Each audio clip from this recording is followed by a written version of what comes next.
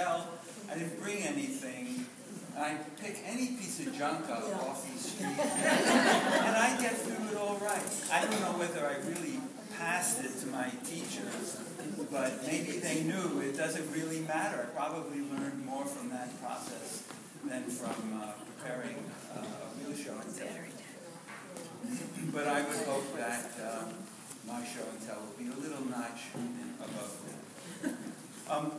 I wanted to tell you that from about 1963 to about 1977, I was rather proud of a certain distinction that I was the only person in the world who could do some particular thing. And I didn't really fool myself that that particular thing, really in proportion to what other individuals in the world have accomplished, is that much. But yet I rather smugly in my own head realized I was the only person in the world who had obtained, put into working order, and learned how to play the French Musette. And for 13 years I could, that was the case. But around 1977, this wise guy, Frenchman, actually a very lovely person, his name is Jean-Christophe Maillard, convinced a very fine instrument maker in Paris by the name of Rémy Dubois to make copies of the Musette, which is in the Paris Conservatory collection. This same Jean-Christophe Maillard teaches music at the conservatory, which is attached to the University of Toulouse.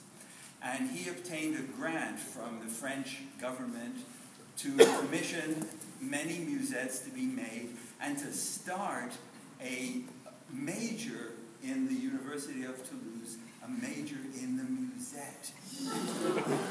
So, the end of my paradise,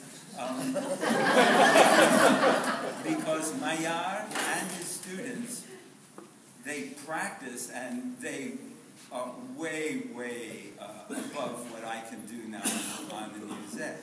I'm still the only musette player in this hemisphere, and I'll have to settle that. But what a wonderful thing it was those 13 years.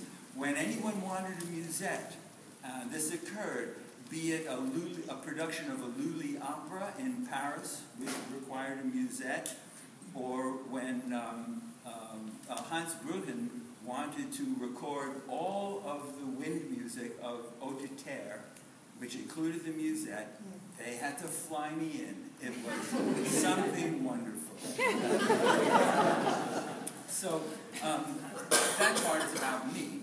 But first, to set the context for the musette is an outgrowth of what the French aristocrats in the later 1600s, early 1700s, in their Arcadian ideal fantasy.